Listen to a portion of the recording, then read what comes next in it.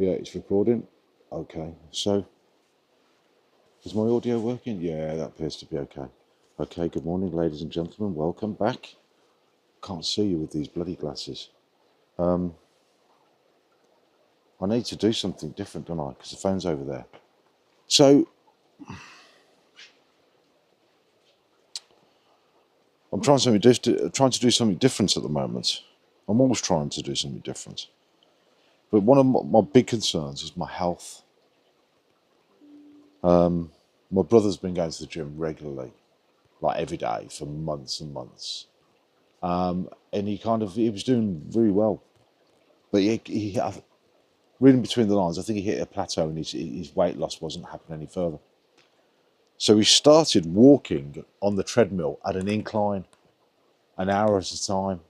And he said, Mike, you've got to try it, you've got to try it, you've got to try it. So I did. It was hard for me at first. I went down the gym. It was the thing that got me down the gym. I started walking around the reservoir at the same time. I got up early, did a 4:30, 5 o'clock walk around the reservoir in the dark. I put this headlight on.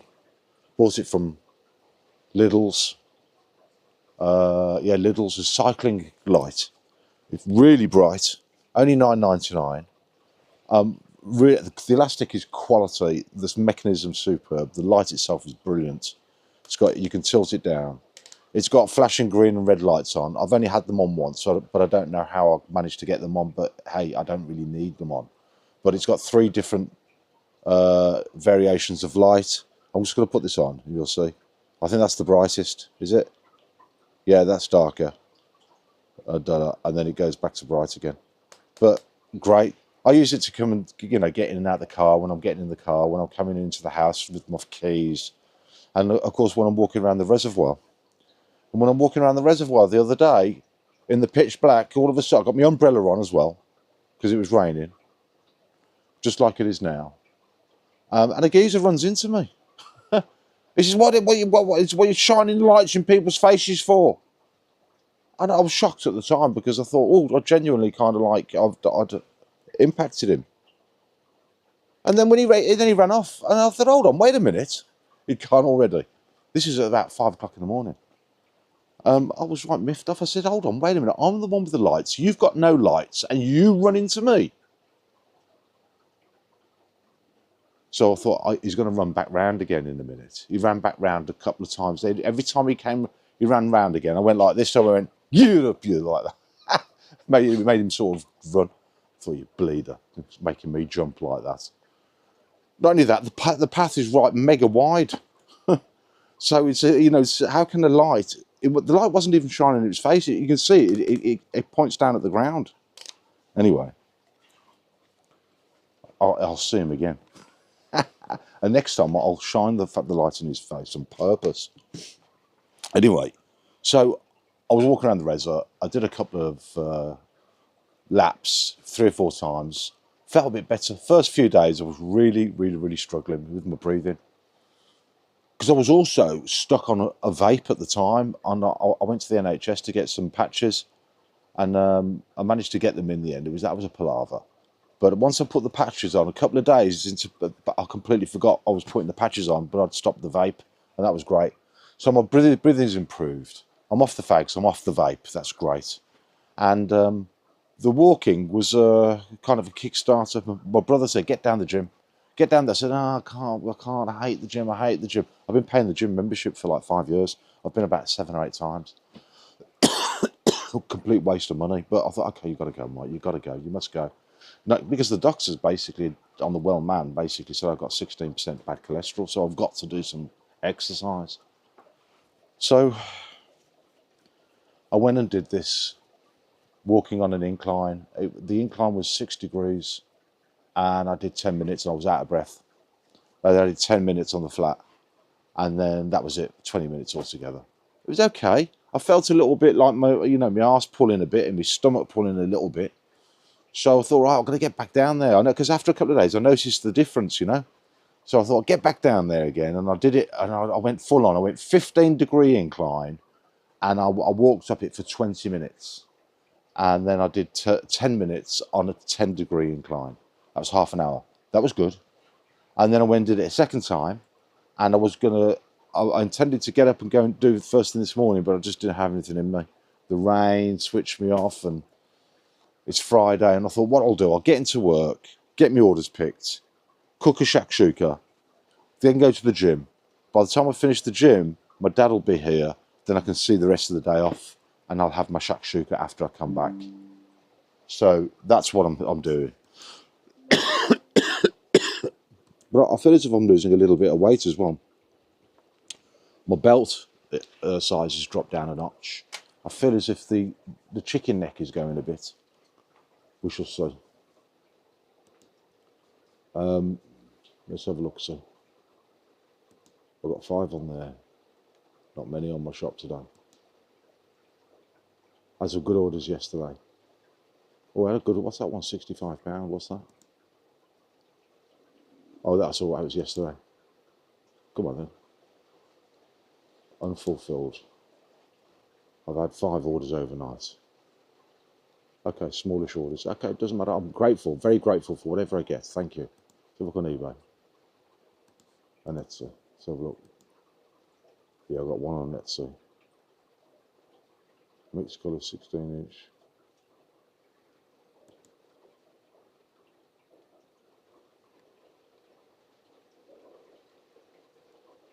They haven't provided. I don't.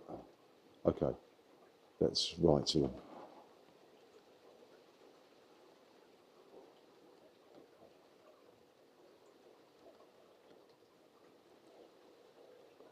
Come on, how do you write to them?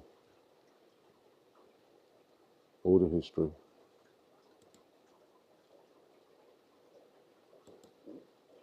Message history. Oh, we go. Message. Order details.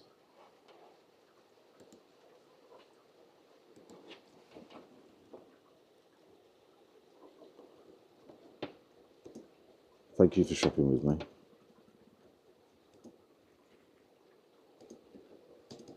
Would you like? Oh, bloody hell, got on caps lock. Thank you for shopping with me.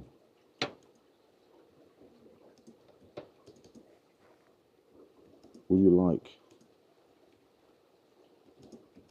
to create an assortment for you, or do you have a colour mix in mind?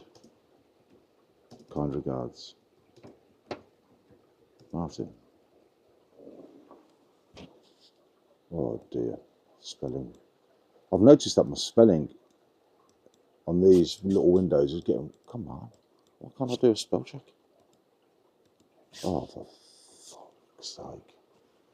There's something not right about these Y-O-U.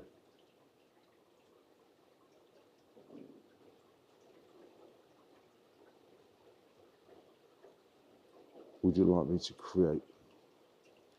I find this on eBay as well. The chat windows don't do spell checking. Create an assortment for you, or do you have a colour mix in mind? Kind regards, Martin. Send that.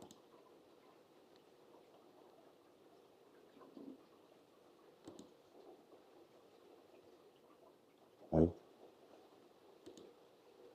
Yeah, so interestingly, you know, many of you will be aware of Brum Reseller. I'm connected to him on Facebook. And because I'm from Birmingham, we've had a couple of chats. We've never met. Although we have a mutual friend in common, who I haven't seen for years. Well, I saw him recently, but before that I hadn't seen him for 30 odd years. I think he used to work with him.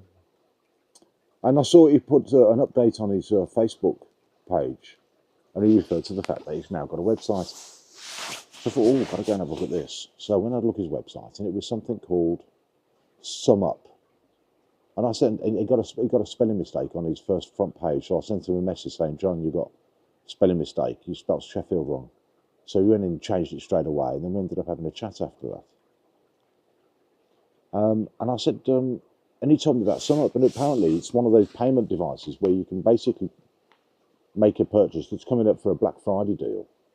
quite cheap the entry level thing is, but it basically gives you, it's like a pay as you go, about 1.67% or something like that of every transaction. When you're taking payments face to face. So I thought I've got to get one for here. Although I have been using my mobile phone with Monzo. It's a free app. It comes attached to my bank account, and that's very, very fine. It works great. But I don't even know what the rates are, but I think it's with Stripe. I don't know if Stripe is attached to SumUp. But I thought to myself, you know, from what I can gather, the machines are only about 40 quid or 20 quid or something like that. They're heavily discounted this for Black Friday. It'll give me resiliency. It'll give me a backup. But what caught my attention was that there appears to be a free website attached to it. I don't know how many listings you can put on there, what the restrictions are, but John posted, gave me a link to his friend who's selling comics, and I don't know how many items he had for sale on there, but it appears to be a very basic website where you can put one photograph of a listing with the price, and it's got a checkout facility, a shopping cart, a checkout facility, and a payment system attached to it, and you can put postage rates on it. I did put something, one of this fella's comics in a basket, but I didn't get to the checkout stage to see what the shipping would be. But I thought to myself, it would be perfect for me to use that website to sell all my reselling stuff instead of going on eBay. Because on eBay, what I think it was the smart move, and I think this is a lot of us will end up doing this, I really do. I think the smart move will be that we make videos, utilize social media, build an audience, and sell to that audience using our own shops. And I think, take Nick and Andrea and Retro Reselling, if they had their own shop attached to eBay as well, so you list on eBay and on your shop, and if you sell on one or the other, then it removes it from the other side, then people who would approach them directly, you can just refer them to your own shop, and you can make the price cheaper on that if you want to, or leave it at the same price. I would make it a bit cheaper to incentivize. Don't go to eBay, go and buy it off my shop over there because it's cheaper. And they'll go, all right, what's the difference? You're either going to pay, give eBay the commission, or you're going to make it cheaper for the buyer. If the buyer goes and buys from you on your own shop, then you've kind of got him, especially if you get his email address and he keeps seeing you on your social media channels. He's always going to be looking out to see what else you've got, just in case you come up with something that's a bargain or of interest. And then they'll go back to your shop, your own personal shop. And you won't have none of these algorithm restrictions and promotions to pay and fees to pay. And I think there's a new confidence going to emerge in sellers in the future as they build an audience and as they realise that they can basically succeed with their own store. I really believe that. I mean, I've seen some success in my store. I've got a lot more work to do, but my nephew came to see me recently. He's got a little business doing some social media stuff for other businesses. And we got talking, and he said to me, you do social media? I said, I don't have time. He said, have you got any followers? And I said, yeah. I said, I think I've got about 1,500. It turns out I've got 1,900 followers or subscribers on my shop. He said, that's brilliant.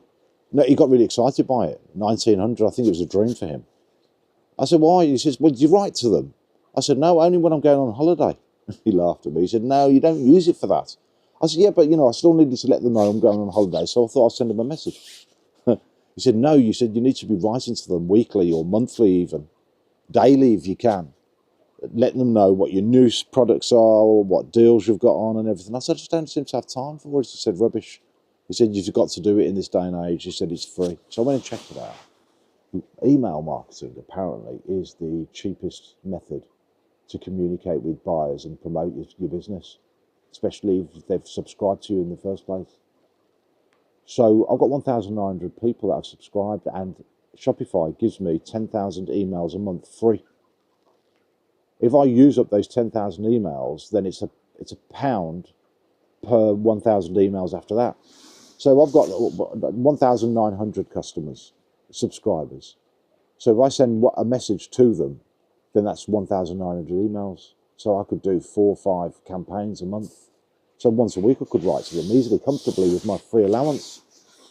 I do utilise about 1,000 emails a month on people that abandon the cart, or sometimes they just come in and browse and they've given me the email address, and the system will write to them and say, here's 10% discount kind of thing, come and spend it with me, right? It's all set up in the system. I've set it up myself, and I've seen some success with that.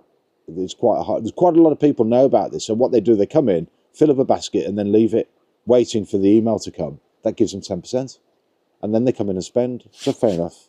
That's their new first-time buyers, you know. And the people that buy from me elsewhere, I send them a flyer in the envelope of the stuff that I send to them. Comes 10% off if you buy from me directly. So I get some business that way. But the vast majority of my business comes from Google searches. So I've got to work on the SEO. That's a slow, long march. But I could be killing it with the marketing, right? So the deal is this.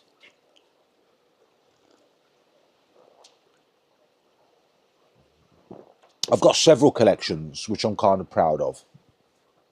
One of them is this thread at the moment.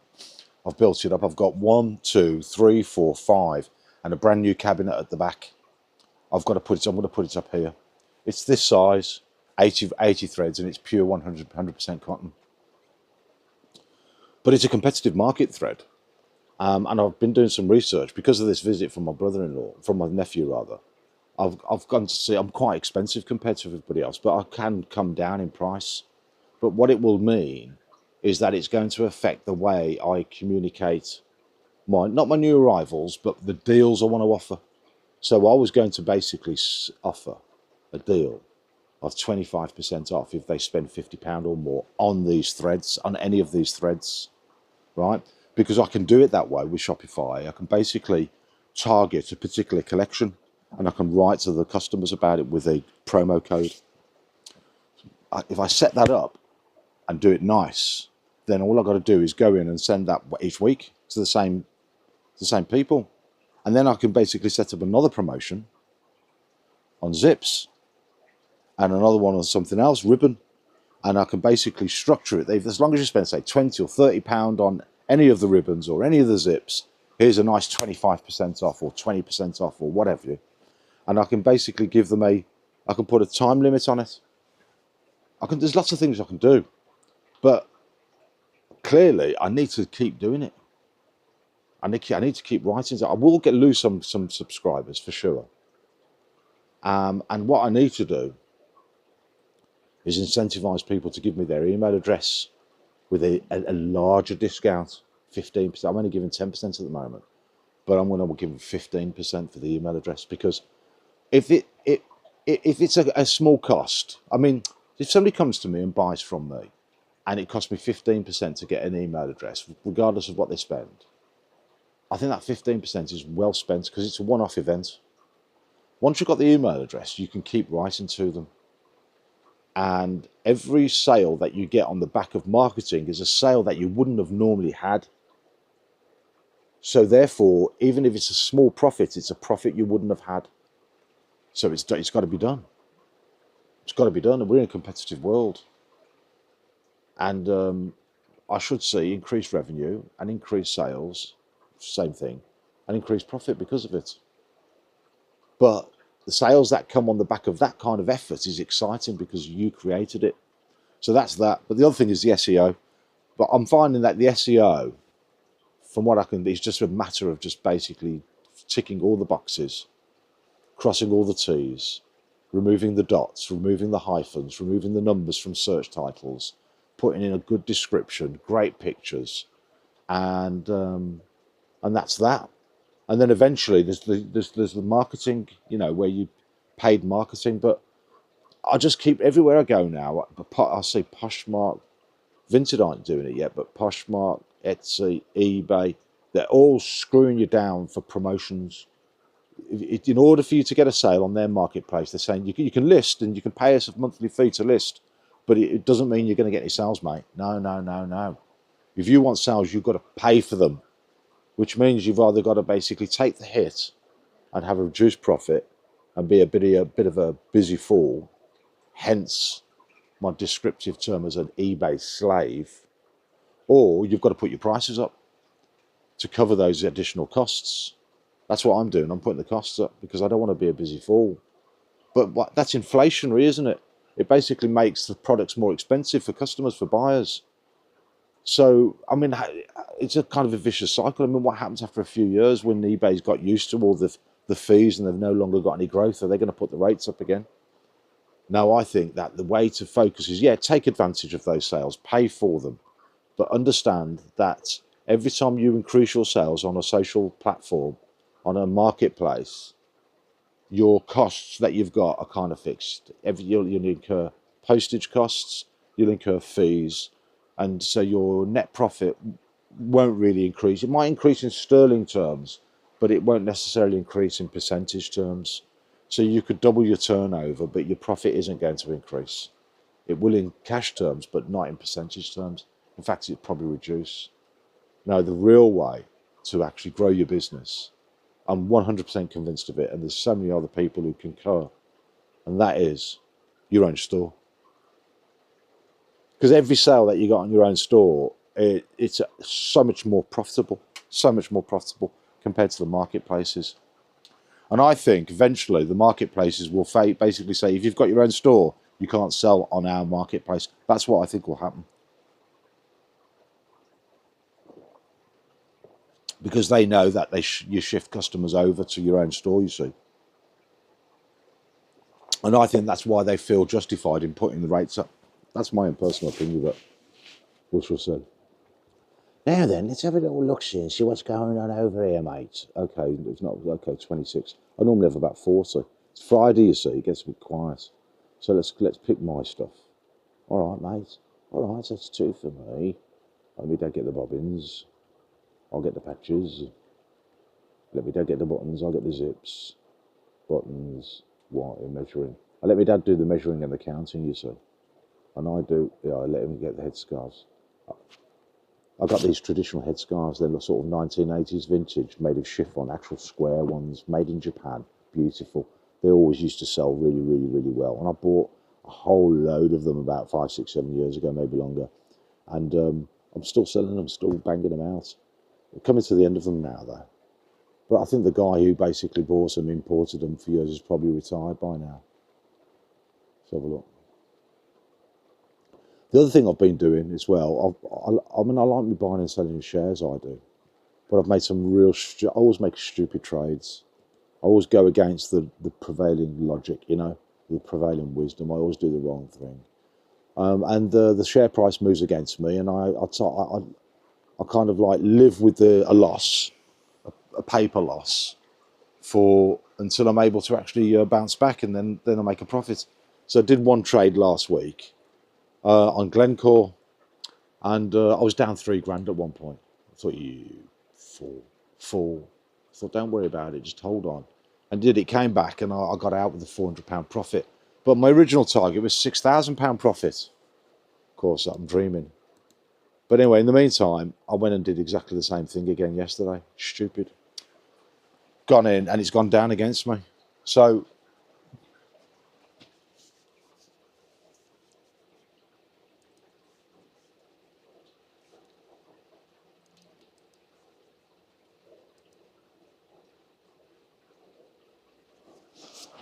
I'm kind of hoping for a gap up this morning. Hoping. It's like, you know, I mean, that's a loser's mindset, that is. That's a loser's mindset. It'll probably go down, and probably go down a lot. Probably go down to £3.66, the price that I paid last week. Had I held on to that share and it went up to £3.76, I would have made about £1,500, £1,600. But I didn't. I got out and took £415 profit because it was on the table. After experiencing paper loss, 3.5 grand for about a week, you're like, oh, and all of a sudden it starts coming up again. You start feeling a bit more confident. Yes, come on, son, come on, up you go, up you go. And then it gets to like your break even, and it hovers around break even for half a day. And you think, oh, wow, I'm making 10 quid, I'm losing 10 quid. I'm making 10 quid, I'm losing. Then all of a sudden, boom, you're up 415. You think, get out, get out, take it. The money's on the table. Thank you very much. Lovely. Pleasure doing business with you. Bye-bye. I'm off. Only to see the share price carry on going up and up and up, and especially the next day, it's going a big jump the next day, and you think, bastard. Could have had, you know what I mean? But hey, it is. There's a saying in the stock market, and it says, always leave a bit for the next man. So, Zygozunt, enjoy yourself, mate, whoever you are. I'm happy with what I got. £415 profit. But I went back in again yesterday. Stupid. Stupid. So I was down 200 at one point. Not so bad compared to the 3 grand I was down before. But it's going to go down again, I just know it. Unless it gaps up. I want to get out of it again. I want to get out of the trade. As soon as I'm in the profit, I want out because I know it's a stupid trade. Shouldn't have made it. But you know, I'm kind of thinking, yeah, but it could gap up to 380, Mike. If it goes up to 380, there's 700-800 quid. I'll have that, of course. Yeah, but I'm dreaming. I'm praying. I'm hoping and praying. Like, that's not trading. That's speculating. It's gambling. For sure it's gambling. Yeah.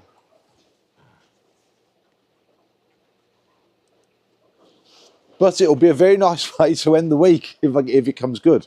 If it doesn't, I'll just hold on. I'll just hold on and wait. Because I kind of got some faith in Glencore. I think they'll do all right.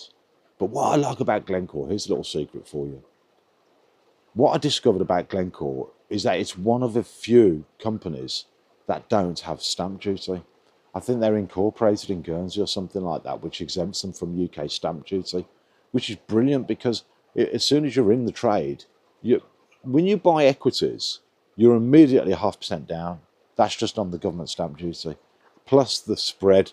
So those are the costs that you incur, plus the actual commission that you pay to the broker. It's usually quite low. But nevertheless, these are real costs that you incur immediately, and it shows up. As soon as you take the trade, it shows up as a loss. You're down immediately by that sum, 0.5% for the stamp, and the spread to the market maker. But when it came to Glencore, you're only down by the actual spread and the commission to the broker. So it's a nice stock to trade on that. You know, you've got your 0.5% in straight away, and or 0.5% less loss. You know, you can get into profit fairly quickly, and you can get out if you're sniping, scalping basically, which is I tend to do that. You know, even you know, I can go in large just to make 150 quid, and people look at the amount of money that I go in on, and they go, "You stupid! You risk that sum for 150 quid?" And I say, well, "Yeah, why not?" I know fellas that come here delivering parcels, graft all day, lifting boxes, schlepping them here, schlepping them there. Big heavy ones, 130, 150, 200 parcels on a van, a big white van, right? And they're there from 5 in the morning till 6 at night, grafting for £130 a day. You know what I mean? And okay, they're doing it every day. They're getting like £700-800 a week. They're younger guys, but I'd rather make £150 a day doing that, buying and selling shares, you know.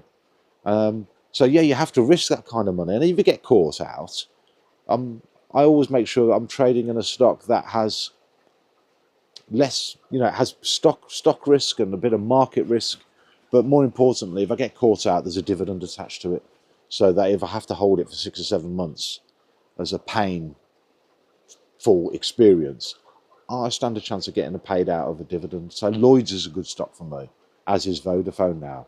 Vodafone increased the dividend for the first time in several years the other day, so it's good trading stock. I'm sniffing around ITV as well, but these aren't recommendations. They're just stocks that I like to look at because I want to learn the nature of their trading, you see. I want to get close to the stock. And I'm kind of liking Glencore because it fits, it's nice, no stamp duty. And, you know, there can be some fairly wild swings on it. But that's okay. That's all right.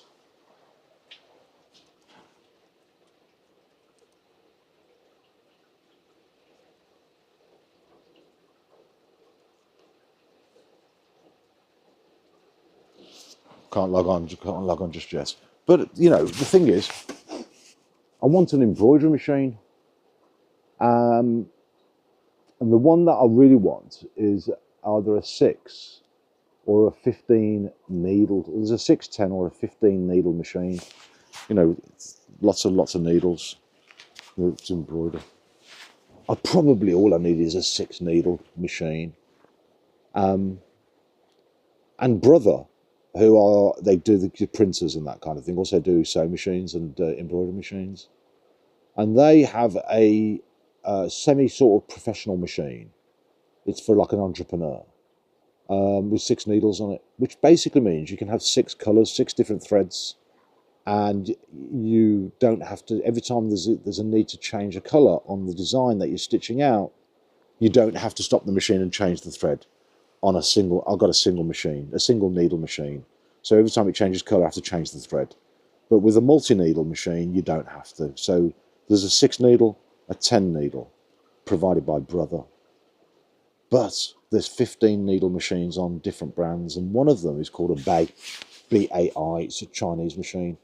And they use, my understanding is there's several different brands out there that use the same machine technology as one of the big players, like a Tajima or a Happy Japan or something like that. I'm not sure.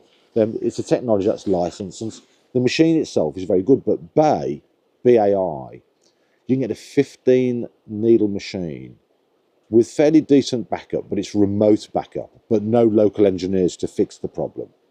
So you have to kind of fix it yourself with their help over the phone or over the internet, you know. With Brother, if you've got a technical problem, you go to your local service department, usually a sewing machine shop on a high street. That's who you'd buy it from, and you'd have a relationship with them, but it's a lot more expensive. But an embroidery machine does need a servicing every so many stitches, you know, several million stitches. So it helps having somebody local, somebody you can develop and build a relationship with. But you know, like everything, it's going to cost money. But an entry level, a 6 needle machine with Brother costs about £6,000. You can buy it on finance, 0% finance over a 2-year period. So you're talking about £200 a month, something like that. And then their 10 needle one is about 10 grand, right? And you can buy that for getting on for about £300 a month over, I would say, 3 years, something like that. But the Bai 15 needle machine, you can pick up for about 5.5, 6 grand. So 15 needle machine for the same price as a 6 needle Brother. And I'm in the Facebook groups, and there do appear to be quite a few teething problems when you first get it, but it's a lot to do with people's knowledge of embroidery. They buy a big beautiful machine for 6 grand. They get enticed by it, but they don't know what the hell they're doing. And the thing is about the Bai machine is that it basically, in order to actually use the stitch outs, you've got to have what they call a DST file. And that DST file is only produced by certain types of software programs, what they call digitizing programs. The program I've got, right, is called a PES, and it's provided by Brother itself. And this is mine. This is it. It's a key to the software. It's online software, but you can't gain access to it unless you've got this. This costs about £1,100, right? It's just a USB stick, look. Cost about £1,100, but I managed to get this for 300. It was brand new, but somebody was selling it on eBay, so I was looking for it for a while and I bought it. So it allows me to do my own designs, which I can do. I've learned to do it. I've got a long way to go, but I've got enough basics to actually get me going. My problem at the moment is I can't get access to my machine, so I'm moving it upstairs so that whatever I'm doing, I can walk away from it, and if I come back 2-3 days later, it will be there. At the moment, it's getting in the way down here, so I'm going to move it up there. But I want to actually do stitch outs of sweatshirts and t-shirts and that. I've got some ideas, but I'd love to be able to develop a bit of a business from it. It's very competitive out there. It's another competitive market, but I think all I probably need to start off with is really the 6 needle. I think the 6 needle is going to be adequate. I probably wouldn't use more than 2 or 3 colours anyway per stitch out. Plus, the brother, I'll have a local shop to actually get some servicing done. Plus, I've already got the software for it. So I need 6 grand, right? And if I do develop the business from it and it gets good, the whole, I mean, consider this. This is a thing that a lot of people don't appreciate, but it's about production efficiencies. So here's the deal. Let's say, for instance, I've got a nice sweatshirt and I've got, let's call paddy power or plastic paddy, green shirt, applique on the front, a design. Sweatshirt cost me, say, £8. The design cost me £1, £2 to stitch out, and I'm putting it on Etsy for $35.99 or $39.99, and it's there. Photograph cost me 20p every 3 months to list it. Maybe a bit of marketing that I pay to market it, and I pay for that marketing once the item sells. Maybe something like that. So the overall cost to me, say, maybe cost 20 quid to actually produce and sell it. And I'm selling it for, say 40 quid. So I'm making £20. So I get a sale. Fine, I can stitch it out. It'll take me 30 minutes to stitch it out. And the machine does the work, most of the work. I just have to set it up. Once it's done, pick, pack, dispatch it out the door. What happens if I get 10 orders? If I get 10 orders, great, £200 a day profit. Wonderful. But it's going to take me 10 times half hour to 45 minutes per item. 10 items, 10 sales a day, half an hour a time. You're talking, what is that? 5 hours, back to back. 5 hours, start stitching out at 10 o'clock in the morning, finishes about 3 in the afternoon, right? But what would happen if you had 2 machines? You could set them up side by side, stitching at the same time, so your production time would collapse. Instead of it taking 5 hours, take 2.5 hours. If you had 3 machines or 4 machines, or if you had 10 machines, right, you could be over and done within half an hour, 45 minutes or an hour. The whole lot stitched out in an hour. And that's the thing about embroidery. And that's why people, when they first get going, when they realise the numbers and the challenges that they have with producing stitched apparel for sale, is the time it takes to produce it. But that time collapses when you've got several machines. So all the profit that they make in the early years of their venture goes into buying new machines on 0% finance deals, and they sweat the machines. So basically, if you've got 10 machines and you've got, say, 10 sales a day, then you're kind of over and done with in an hour, say, right? An hour. But you've made 10 times 20 quid, £200 for that hour's work. So you're on £200 an hour. That's the attractive thing about embroidery.